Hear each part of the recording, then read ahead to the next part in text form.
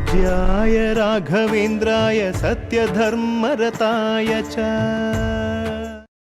ಕೈ ತುಂಬ ಬಳೆನೂ ತೊಟ್ಕೋಬೇಕು, ಅದೇ ರೀತಿ ಕಾಲನ್ಗೆ ಹಾಕಬೇಕು, ಕಾಲ್ಗೆಜ್ಜೆ. ಇವಾಗಲೂ ಸಹ ಹೆಣ್ಮಕ್ಳು ನಾವು ನಡೆದ್ರೆ ಸೌಂಡು ಹೊರಗಡೆ ಕೇಳಿಸ್ಬೇಕಂತೆ. ಕಾರಣ ಆವಾಗಲೇ ಮನೆ ಒಳಗಡೆ ದರಿದ್ರ ಲಕ್ಷ್ಮಿನೂ ಸಹ ಬರೋದಕ್ಕೆ ಚಾನ್ಸಸ್ ಇರಲ್ಲ.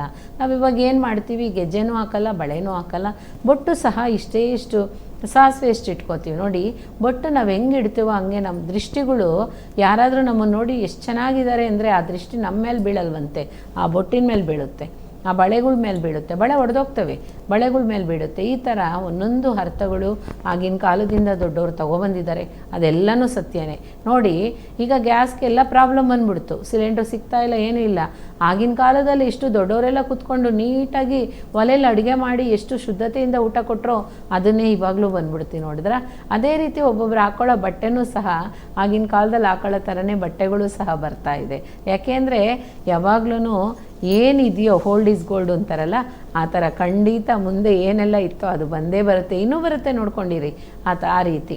ಹಾಗಾಗಿ ಯಾವುದೊಂದು ವಿಷಯ ಆಗಲಿ ನಾವು ಮಾಡೋ ಅಂಥದ್ದು ಕರೆಕ್ಟಾಗಿದ್ದರೆ ಖಂಡಿತ ಅದು ನಡೆಯುತ್ತೆ. ಎಸ್ ಅಮ್ಮ, ಇವಾಗ ನಿನ್ನೆ ಸಂಚಿಕೆಯಲ್ಲಿ ಒಂದು ಚರ್ಚೆಯನ್ನು ಮಾಡಿದ್ವಿ, ಪ್ರಾಣಿಗಳನ್ನು ಬಲಿ ಕೊಡೋದ್ರ ಬಗ್ಗೆ. ನಿನ್ನೆ ಅದು ಸ್ವಲ್ಪ ಮಧ್ಯದಲ್ಲೇ ನಿಂತು ಹೋಯ್ತು. ಸೊ ಅದನ್ನ ಇವತ್ತು ಕಂಟಿನ್ಯೂ ಮಾಡೋಣ, ಯಾಕಂದ್ರೆ ತುಂಬಾ ಮಹತ್ವವಾದಂಥ ವಿಷಯ, ಅದು ಚರ್ಚೆ ಮಾಡಬೇಕಾಗುತ್ತೆ. ಸೊ ಅದ್ರ ಬಗ್ಗೆ ಹೇಳ್ತೀರಾ? ಖಂಡಿತ ಹೇಳ್ತೀನಿ ನೋಡಿ. ನೆನ್ನೆ ದಿವಸ ಮಾತಾಡ್ತಾ ಅದು ನಮಗೂ ಟೈಮ್ ಆಯಿತು, ಅದರಿಂದ ಹಾಗೆ ಸ್ಟಾಪ್ ಮಾಡಿದ್ವಿ. ಮತ್ತು ಅದರಲ್ಲಿ ಏನು ಅಂತಂದರೆ ದೇವತೆಗಳಿಗೂ ನಾನ್ ವೆಜ್ ನೈವೇದ್ಯ ಅಲ್ಲ, ಮೂಢನಂಬಿಕೆ ಇಟ್ಕೋಬೇಡಿ, ಖಂಡಿತ ಅದು ಅಲ್ಲವೇ ಅಲ್ಲ. ಅವ್ರವ್ರಿಗೆ ಏನೇನು ಬೇಕೋ ಅದನ್ನು ಮಾಡ್ಕೊತಾರೆ, ಅವರವರಾಗೆ ತಿನ್ಕೊತಾರೆ, ಅದು ಅವ್ರಿಗೆ ಬಿಟ್ಟಿದ್ದು. ಅದೇ ರೀತಿ ನಾವು ಮಾತಾಡಲೂಬಾರ್ದು. ಇಲ್ಲಿ ನಾನು ಮಾಡ್ತಾ ಇರೋದು ಪರಿಪೂರ್ಣವಾಗಿ ರಾಘವೇಂದ್ರ ಸ್ವಾಮಿ ಪ್ರೋಗ್ರಾಮ್ ಇದು, ಅದ್ರ ಬಗ್ಗೆ ನಾನು ಮಾತಾಡಬಾರ್ದು ಅಂತ ಹೇಳೋಕ್ಕೂ ಸಾಧ್ಯ ಇಲ್ಲ. ಕಾರಣ ಒಂದು ಕ್ವಶನ್ ಕೇಳ್ತಾರೆ ಅಂದರೆ ಅದಕ್ಕೆ ನೀಟಾಗಿ ಉತ್ತರ ಕೊಡೋ ಅಂಥದ್ದು ನನ್ನ ಕರ್ತವ್ಯ ಇದೆ. ಹಾಗಾಗಿ ಹೇಳ್ತೀನಿ, ಯಾವ ಕಾರಣಕ್ಕೂ ಸರಿ ಅದು ಯಾವ ದೇವ್ರಿಗೂ ನೈವೇದ್ಯನೇ ಅಲ್ಲ. ಅದನ್ನು ತಪ್ಪಾಗಿ ತಿಳ್ಕೊಂಡಿದ್ದಾರೆ, ಅದನ್ನು ತಪ್ಪನ್ನ ನೀವು ಕ್ಷಮೆ ಮಾಡ್ಕೊಳ್ಳಿ ಖಂಡಿತ ಈಗಲೇ. ಏನು ಅಂತಂದರೆ ಅದು ಕೊಡೋ ಅಂಥದ್ದೆಲ್ಲ ರಾಕ್ಷಸರುಗಳಿಗೆ ವಿನಃ, ಅವ್ರ ಹಿಂದೆ ಇರೋ ಅಂಥ ರಾಕ್ಷಸರುಗಳಿಗೆ ವಿನಃ ಭಗವಂತನಿಗಲ್ಲ. ಅದು ನೀವು ಅರ್ಥ ಮಾಡ್ಕೊಂಡ್ಬೇಕು. ಯಾವ ದೇವಿಯರಿಗೂ ಅಲ್ಲ, ಯಾವ ದೇವ್ರುಗಳಿಗೂ ಅಲ್ಲ. ಅದು ತಪ್ಪಾಗಿದ್ದಂಥ ವಿಷಯ ಖಂಡಿತ. ಇಷ್ಟೇ ಅದು. ಏಕೆ ಅಂತಂದರೆ ನಾನ್ ವೆಜ್ಜನ್ನ ಎಲ್ಲರೂ ಇದು ಮಾಡ್ತಾರೆ ಅಂತ ಎಲ್ಲ ಮನಸ್ಸಲ್ಲಿ ಅದು ಅಂದ್ಕೊಂಡಿದ್ದಾರೆ. ಅದೆಲ್ಲ ತಪ್ಪಾಗಿರೋ ವಿಷಯ, ಅದು ಮೂಢನಂಬಿಕೆ ಅಮ್ಮ. ಎಸ್ ಅಮ್ಮ, ಈಗ ಶ್ರೀ ರಾಘವೇಂದ್ರ ರಾಯರು ಸನ್ಯಾಸತ್ವವನ್ನು ಪಡೆದು ಸನ್ಯಾಸಿ ಅಂತ ಹೇಳ್ತೀವಿ. ಸೊ ಮಹಿಳೆಯರು ಹೋಗಿ ಪ್ರದಕ್ಷಿಣೆಯನ್ನು ಹಾಕ್ತಾರೆ, ದೇವರ ಒಂದು ದರ್ಶನವನ್ನು ಪಡಿತಾರೆ. ಮಹಿಳೆಯರು ಯಾವ ರೀತಿಯಾಗಿ ಶ್ರೀ ರಾಘವೇಂದ್ರ ರಾಯರನ್ನು ಪೂಜಿಸಬೇಕು, ಸ್ಮರಣೆ ಮಾಡಬೇಕು ಅನ್ನೋದು ಕೂಡ ಹೇಳ್ಕೊಡ್ತಾರೆ. ಖಂಡಿತ. ರಾಘವೇಂದ್ರ ಸ್ವಾಮಿಗೆ ನೋಡಿ, ಅವ್ರು ಸನ್ಯಾಸಿ ತಗೊಂಡಿರೋದ್ರಿಂದ, ಪೀಠಾಧಿಪತಿ ಆಗಿರೋದ್ರಿಂದ ಸ್ವಾಮಿಗೆ ನಾವು ಬಂದು ಯಾವ ಸೇವೆ ಮಾಡೋಂಗಿಲ್ಲ. ಯಾವ ಸೇವೆ ಅಂದರೆ ಏನು, ಅಲ್ಲಿ ಇರೋಂಥದ್ದು ಸೇವೆ, ಪಾತ್ರೆಗಳು ತೊಳ್ಕೊಳ್ಳೋದು, ಗುಡಿಸ್ಕೊಡೋದು, ತೊಳೆಯೋದು, ಈ ಥರ ಏನು ಬೇಕಾದರೂ ಮಾಡ್ಬೋದು. ಅವರಿಗೆ ಬೇಕಾಗಿರೋ ಅಂಥದ್ದು ನೈವೇದ್ಯಕ್ಕೆ ಊಟ ಆಗಲಿ ಅಥವಾ ಊಕಟ್ಟದಾಗಲಿ ಅದೆಲ್ಲ ಮಾಡ್ಬೋದು. ನೈವೇದ್ಯಕ್ಕೆ ಊಟ ಆಗಲಿ ಅವ್ರಿಗೆ ಸಂಬಂಧಪಟ್ಟಿದ್ದಂಥದ್ದು ಏನು ನಾವು ಮಾಡೋಂಗಿಲ್ಲ. ಎಲ್ಲನೂ ಗಂಡಸರೇ ಮಾಡಿಕೊಡ್ಬೇಕು. ಅಲ್ಲಿದ್ದಾರೆ ಗಂಡಸರೇ ಮಾಡಿಕೊಡ್ಬೇಕು. ಮೂಲರಾಮರ ಪೂಜೆಗಾಗಲಿ ಅಥವಾ ಮಾಂಚಲಮ್ನವ್ರಿಗೂ ಸಹ ಯಾರು ಹೆಣ್ಮಕ್ಳು ಹಂಗೆ ಮಾಡೋಂಗಿಲ್ಲ, ಎಲ್ಲನೂ ಗಂಡಸರೇ ಮಾಡೋದು. ನಾವು ಯಾವ ರೀತಿ ನೇಮಬದ್ಧವಾಗಿರಬೇಕು ಅಂತಂದರೆ, ನಾವು ಭಕ್ತಿಯಿಂದ ಭಗವಂತನ ಒಂದು ಫೋಟೋ ಇಟ್ಟು ಪೂಜೆ ಮಾಡ್ಬೋದು, ಅಥವಾ ರಾಘವೇಂದ್ರ ಸ್ವಾಮಿಗೆ ಶೆಲೆ ಇಟ್ಟು ಸಹ ಮನೇಲಿ ನಾವು ಪೂಜೆ ಮಾಡ್ಕೋಬೋದು, ತಪ್ಪಲ್ಲ. ಆದರೆ ಯಾವ ಕಾರಣಕ್ಕೂ ಸರಿ ನಮಗೆ ಒಂದು ಸೂತ್ಕ ಇದೆ, ನಾವು ಮೆನ್ಸಸ್ ಆಗಿದ್ದೀವಿ ಅಂದರೆ ಅವ್ರ ಹತ್ರನೇ ನಾವು ಹೋಗಬಾರ್ದು. ಕರೆಕ್ಟಾಗಿ 7 days ಯಾವ ಕಾರಣಕ್ಕೂ ಹೆಣ್ಮಕ್ಳು ಮೆನ್ಸಸ್ ಆದರೆ 7 ದಿವಸ ಬಿಟ್ಕೊಂಡು ಆದಮೇಲೆ ಹೋಗಬೇಕು. ಎಣ್ಣೆ ನೀರು ಹಚ್ಕೊಂಡು ಸ್ನಾನ ಮಾಡಿದ್ಮೇಲೆ ಖಂಡಿತ ಹೋಗಬೇಕು. ಅದೇ ರೀತಿ ಗಂಡು ಮಕ್ಕಳು ಯಾವಾಗ ಬೇಕಾದರೂ ಭಗವಂತನ ಪೂಜೆ ಮಾಡ್ಬೋದು, ಯಾವ ರೀತಿ ಬೇಕಾದ್ರೂ ನಾಮಸ್ಮರಣೆ ಮಾಡ್ಬೋದು. ಅವ್ರಿಗೆ ನಾಮಸ್ಮರಣೆ ಮಾಡೋದಕ್ಕೆ ಇದೇ ರೀತಿ ಮಾಡಬೇಕು ಅನ್ನೋ ಅವಶ್ಯಕತೆ ಏನಿಲ್ಲ. ಗಂಡಸರು ಮಾಡ್ಬೋದು, ಹೆಂಗಸರು ಮಾಡ್ಬೋದು. ಯಾವ ರೀತಿ ಬೇಕಾದರೂ ನೀವು ಮಲ್ಕೊಂಡಿರೋ ಜಾಗದಲ್ಲೇ ಆ ಭಗವಂತನ ಪ್ರಾರ್ಥನೆ ಮಾಡಿಕೊಂಡು, ನಾವು ಕೂತ್ಕೊಂಡಿರೋ ಜಾಗದಲ್ಲೇ ನೀಟಾಗಿ ಒಂದು ಜಾನಲ್ದಲ್ಲಿ ಕೂತ್ಕೊಂಡು ಅವ್ರ ಮಂತ್ರನ ಬರಿತಾನೇ ನಿಮಗೆಲ್ಲ ಒಳ್ಳೆಯದು ಸಿಗುತ್ತೆ ಖಂಡಿತ. ಒಬ್ರು ಮಾತಾಡೋ ಒಂದು ಕಾಲ್ ಇದೆ, ತಗೊಳ್ಳೋಣ ಖಂಡಿತ. ಹಲೋ, ಹಲೋ, ನಮಸ್ತೆ ಸರ್, ಎಲ್ಲಿಂದ ಕಾಲ್ ಮಾಡ್ತಿರೋದು? ನಮಸ್ತೆ ಮೇಡಮ್, ನಾವು ಬೆಂಗಳೂರಿಂದ ಕಾಲ್ ಮಾಡ್ತಾ ಇದ್ದೀವಿ. ಸರ್ ನಿಮ್ಮ ಹೆಸರು? ಸರ್ ನಿಮ್ಮ ಹೆಸರು? ಮೇಡಮ್ ಬೆಂಗಳೂರಿಂದ ಮಾತಾಡ್ತಾ ಇದ್ದೀನಿ. ನಿಮ್ಮ ಹೆಸರು ಏನು ಸರ್? ನಮ್ಮ ಹೆಸರು ಬೇಡ, ಗುರುಮಾತೆ ಅವ್ರ ಹತ್ರ ಮಾತಾಡ್ಬೇಕಾಗಿ. ಸರಿ, ಮಾತಾಡಿ ಸರ್. ಮಾತಾಡಿ. ನಮಸ್ಕಾರ ಸರ್. ಹಲೋ. ನಮಸ್ಕಾರ ಹೇಳಿ. ಗುರುವೇಶ. ಗುರುವೇ ಶರಣು. ತುಂಬ ಸಂತೋಷ ಆಯಿತು, ಹೇಳಿ. ನಮಸ್ತೆ ಅಮ್ಮ. ನಮಸ್ತೆ. ಅಮ್ಮ, ರಾಯರ ಮಂತ್ರ ಬರೆಯಕ್ಕೆ ಹೇಳ್ತಾ ಇದ್ದೀರಾ? ಹಾಂ. ಒಂದು ದಿನಕ್ಕೆ ಎಷ್ಟು ಸಲ ಬರೆದ್ರೆ ಬೆಟರ್ ಆಗಿರುತ್ತೆ ಅನ್ನೋದು ಅಂಶ ತಿಳಿಸ್ಕೊಡ್ಬೇಕು. ಮತ್ತೆ ಮದುವೆದು ಸ್ವಲ್ಪ ತಡ ಆಗ್ತಾ ಇದೆ, ಅದ್ರ ಬಗ್ಗೆ ತಿಳಿಸ್ಕೊಡ್ಬೇಕಾಗಿತ್ತು. ಓಕೆ. ನೋಡಿ, ರಾಘವೇಂದ್ರ ಸ್ವಾಮಿಗೆ ಮಂತ್ರ ಬರೆಯೋದು ನನಗೆ ಇಷ್ಟ, ನನ್ನಿಂದ ನಿಷ್ಠೆಯಿಂದ ಬರೆಯೋಕ್ಕಾಗುತ್ತೆ, ಖಂಡಿತ ನಾನು ಇದು ಬರಿತೀನಿ ಅನ್ನೋರು ಸಹ 9 ಟೈಮು ಬರೀತಾರೆ, 7 ಟೈಮ್ ಬರೀತಾರೆ, 5 ಟೈಮ್ ಬರೀತಾರೆ, ಈ ಥರ ಬರೀತಾರೆ. ಆದರೆ ಶ್ರದ್ಧೆಯಿಂದ ಭಕ್ತಿಯಿಂದ ಬರಿಬೇಕು ಅಂದರೆ ಒಂದು ದಿನಕ್ಕೆ 108 ಟೈಮ್ ಬರಿಬೇಕು.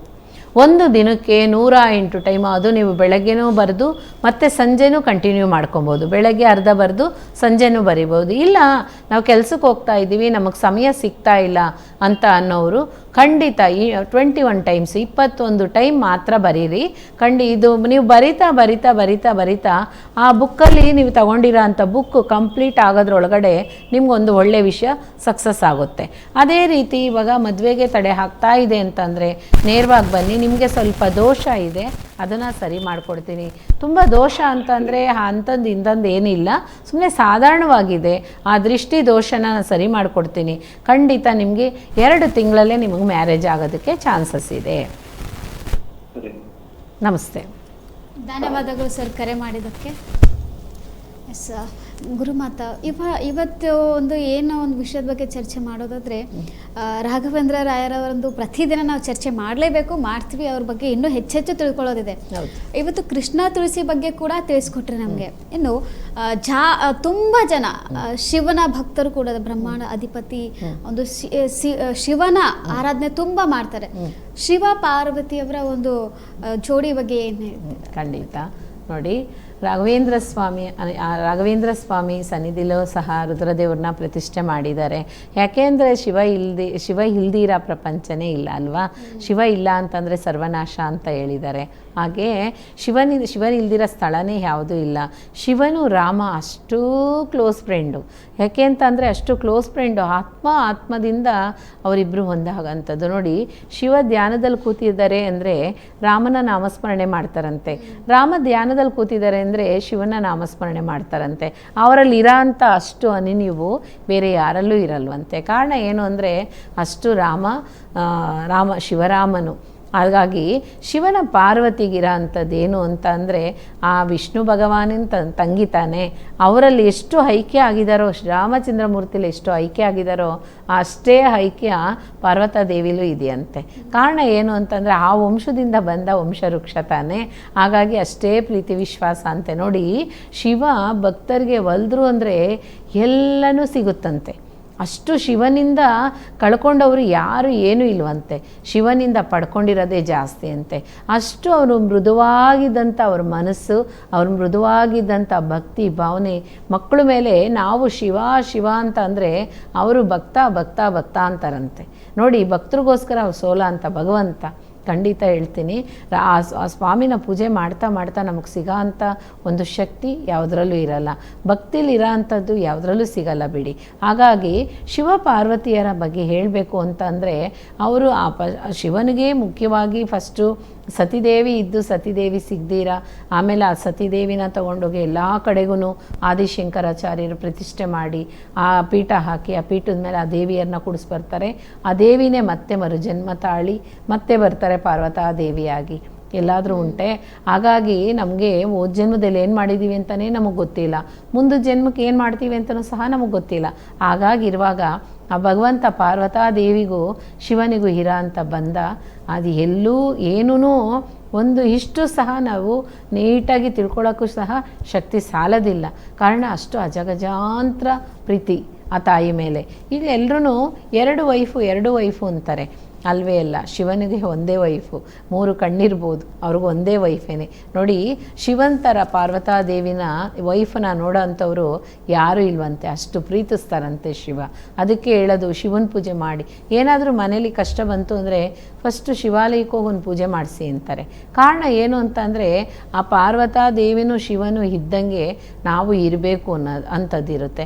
ಯಾರಾದರೂ ಗಂಡ ಹೆಂಡತಿ ಮನೆಗೆ ಬಂದ್ರೂ ಸಹ ನೀವು ಶಿವಪಾರ್ವತಿ ಥರನೇ ಇದ್ದೀರಾ ಅಂತ ಎಷ್ಟೋ ದೊಡ್ಡವ್ರು ಹೇಳ್ತಾರೆ ಆಗಿನ ಕಾಲದಲ್ಲಿ.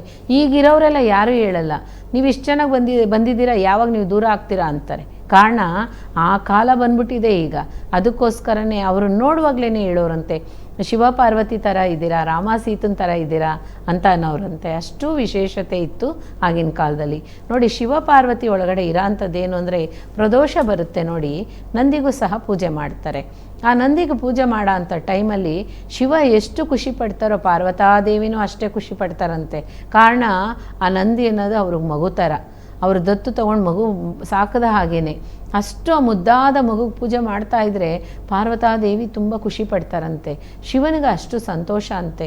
ನಮ್ಮ ದೋಷಗಳಾಗಲಿ ಪಾಪಗಳಾಗಲಿ ಎಲ್ಲ ದೂರ ಆಗಬೇಕು, ಕರ್ಮಗಳಾಗಲಿ ಶಾಪ ಆಗಲಿ ದೂರ ಆಗಬೇಕು ಅಂದರೆ ಪ್ರದೋಷಕ್ಕೆ ಖಂಡಿತ ಹೋಗಲೇಬೇಕು. ಅದರಲ್ಲೂ ನೋಡಿ, ಒಂದು ಬುಧವಾರ ದಿವಸ ನಡೀತು ಅಂತ ಅಂದರೆ ಪ್ರದೋಷ, ಅದು ಲಕ್ಷ್ಮೀ ನರಸಿಂಹಸ್ವಾಮಿಗೋಸ್ಕರನೇ ಅಂತಲೇ ಅರ್ಥ. ಅದೇ ರೀತಿ ಸೋಮವಾರ ಆಗಲಿ ಶನಿವಾರ ಆಗಲಿ ಬಂದರೆ ಶನಿ ಪ್ರದೋಷ ಅಂತಾರೆ. ಅದನ್ನು ನಮ್ಮಲ್ಲಿ ಆಯಿತು ಅಂತಂದರೆ ನಾವು ಹೋಗಿ ಒಂದು ಗ್ಲಾಸ್ ಹಾಲನ್ನು ಕೊಡ್ಬೋದು, ಇಲ್ಲ ಮೊಸರು ಕೊಡ್ಬೋದು, ಇಲ್ಲ ಅಂದರೆ ತುಪ್ಪ ಕೊಡ್ಬೋದು. ನಮಗೇನು ಶಕ್ತಿ ಇದೆಯೋ ಅದನ್ನು ನಾವು ಕೊಡ್ಬೋದು. ಹಾಗೆ ಮಾಡೋ ಅಂಥ ಟೈಮಲ್ಲಿ ಶಿವಪಾರ್ವತಿ ಇಬ್ಬರೂ ಸಹ ತುಂಬಾ ಸಂತೋಷಪಟ್ಟು ನಮ್ಮನ್ನು ಆಶೀರ್ವಾದ ಮಾಡ್ತಾರಂತೆ. ಅದೇ ರೀತಿ ನೋಡಿ, ಬುಧವಾರ ಬರೋ ಅಂಥ ಪ್ರದೋಷಕ್ಕೆ ಆ ಲಕ್ಷ್ಮೀ ನರಸಿಂಹಸ್ವಾಮಿ ಅವತಾರ ಮಾಡಿದ್ದಂಥ ಟೈಮು ನೋಡಿ. ಇದು ಯಾವಾಗ ನಡೆಯುತ್ತೆ ಅಂದರೆ ಸಾಯಂಕಾಲ 4:15 5:30 ಒಳಗಡೆ ಈ ಪೂಜೆ ನಡೆಯುತ್ತೆ. ಆ ಟೈಮಲ್ಲೇ ಲಕ್ಷ್ಮೀ ನರಸಿಂಹಸ್ವಾಮಿ ಬಂದು ಅವತಾರ, ಉಗ್ರವ ಮೂರ್ತಿ ಆ ಪಿಲ್ಲರಿಂದ ಬಂದಿದ್ದಂಥ ಒಂದು ಕಥೆನೇ ಇದೆ. ಹಾಗಾಗಿ ಆ ನರಸಿಂಹಸ್ವಾಮಿನೇ ಆ ಪ್ರದೋಷದಲ್ಲಿ ಅವತಾರ ಮಾಡಿದ್ದಾರೆ ಅಂದರೆ ಆ ಪ್ರದೋಷಕ್ಕೆ ಎಷ್ಟು ಶಕ್ತಿ ಇದೆ ಅಲ್ವೇ, ಅಷ್ಟು ಶಕ್ತಿನೂ ನಮಗೆ ಸಿಗಬೇಕು, ಅಷ್ಟು ಆನಂದ ನಾವು ಗಳಿಸ್ಕೋಬೇಕು, ನಮಗೆಲ್ಲ ಪಾಪ ಹೋಗಬೇಕು ಅಂದರೆ ಖಂಡಿತ ಪ್ರದೋಷಕ್ಕೆ ಹೋಗಿ, ಅಷ್ಟು ವಿಶೇಷತೆ ಇದೆ. ಅದೇ ರೀತಿ ಸೋಮವಾರ ಬಂದರೆ ಪಾರ್ವತಿ ಶಿವನಿಗೂ ತುಂಬ ಖುಷಿಯಾಗಿದ್ದಂಥ ಒಂದು ದಿನ ಅಂತ ಹೇಳ್ತಾರೆ. ಶನಿವಾರ ಬಂದರೆ ಶನಿವೇಶ್ವರ ಸ್ವಾಮಿಗೋಸ್ಕರನೇ ಈ ಪ್ರದೋಷ ಬಂದಿದೆ ಅಂತಲೂ ಸಹ ಹೇಳ್ತಾರೆ. ಬುಧವಾರ ಬಂದರೆ ನರಸಿಂಹಸ್ವಾಮಿಗೋಸ್ಕರ ಇದು ನಡೆದಿದ್ದು ಅಂತ ಹೇಳ್ತಾರೆ. ಒಂದೊಂದು ಕತೆ ಒಂದೊಂದು ರೀತಿ ಇದೆ. ಖಂಡಿತ ಶಿವ ಪಾರ್ವತಿಗೆ ಇರೋ ಅಂಥ ಪ್ರೀತಿ ಬಂದ ಪ್ರಪಂಚದಲ್ಲಿ ನಾವು ಯಾಕೆ ಬಾಳ್ತಾ ಇದ್ದೀವೋ ಅದೇ ರೀತಿ ನೀವು ಎಲ್ಲರೂ ಇರಿ ಅನ್ನೋದಕ್ಕೆ ಇದೊಂದು ಪ್ರೂಫ್. ಅದೇ ರೀತಿ ಎಲ್ಲರೂ ಸರಿ, ನಾವು ಎಲ್ಲನೂ ಕೇಳ್ತೀವಿ, ಎಲ್ಲನೂ ಮಾಡ್ತೀವಿ, ಆದರೆ ಈ ಕಿವಿಯಿಂದ ತೊಗೊಂಡು ಈ ಕಿವಿಯಿಂದ ಬಿಟ್ಬಿಡ್ತೀವಿ. ಕಾರಣ ಏನು ಅಂತಂದರೆ ಇದೆಲ್ಲ ಸತ್ಯನಾ, ಇದೆಲ್ಲ ನಿಜನಾ ಅನ್ನೋದು ನಮ್ಮ ಮನಸ್ಸಲ್ಲಿ ಬಂದೇ ಬರುತ್ತೆ. ಅದು ಸತ್ಯನಾ ನಿಜನಾ ಅನ್ನೋದಕ್ಕಿಂತ ನಾವು ಬಾಳ್ತಾ ಇರೋದು ಬಾಳೇ ಒಂದು ಸತ್ಯ ತಾನೇ. ಹಾಗಾಗಿ ಅವರನ್ನು ಪಾಲನೆ ಮಾಡಿದ್ರೆ ನಮಗೂ ಒಳ್ಳೆಯದಾಗುತ್ತೆ ಅನ್ನೋದು ಶಿವಪಾರ್ವತಿಯರ ಆಶೀರ್ವಾದ ನಮಗಿದ್ರೆ ಮಾತ್ರನೇ ಗಂಡ ಹೆಂಡ್ತಿನೂ ನೆಮ್ಮದಿಯಿಂದ ಇರೋದಕ್ಕೂ ಸಾಧ್ಯ. ಅವರು ಅಷ್ಟು ಶ್ರೇಷ್ಠವಾಗಿದ್ದಂಥ ಸತಿಪತಿ, ಅವರ ಆಶೀರ್ವಾದ ಸದಾಕಾಲ ಎಲ್ಲ ಜೀವರಾಶಿಗೂ ಸಹ ಬೇಕಾಗಿದೆ.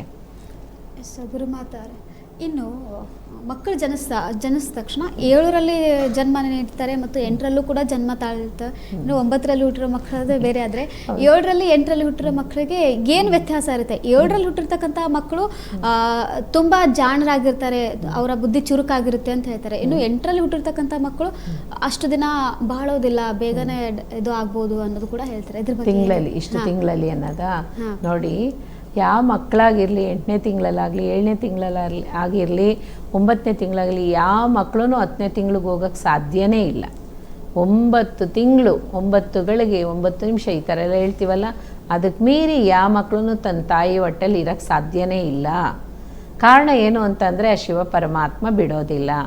ಪ್ರಪಂಚಕ್ಕೆ ಬರೋ ಅಂಥ ಟೈಮಲ್ಲಿ ನೋಡಿ 9 ತಿಂಗಳು ಕಂಪ್ಲೀಟಾಗಿ ತುಂಬಿತು ಅಂದ್ರೇ ಖಂಡಿತ ಆ ಮಗು ಜನನ ಆದೇ ಆಗುತ್ತೆ. ಒಂದು ವೇಳೆ ಅವರು ಬಂದು ಪ್ರೆಗ್ನೆಂಟ್ ಆಗೋಂಥ ಟೈಮಲ್ಲಿ ಅವರು ಮಿಸ್ಸಾಗಿ ಆ ಡೇಟೆಲ್ಲ ಬರ್ಕೊಂಡಿರ್ಬೋದು, ಆಗಿರ್ಬೋದೇ ವಿನಃ 9 ತಿಂಗಳ ಮೇಲೆ ಯಾವ ಮಗುನೂ ಹುಟ್ಟೋದಕ್ಕೆ ಚಾನ್ಸಸ್ಸೇ ಇಲ್ಲ.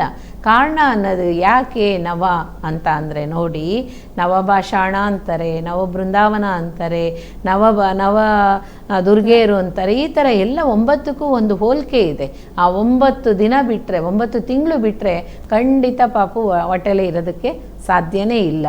ಅದು ಭಗವಂತನ ಪ್ರೇರಣೆ.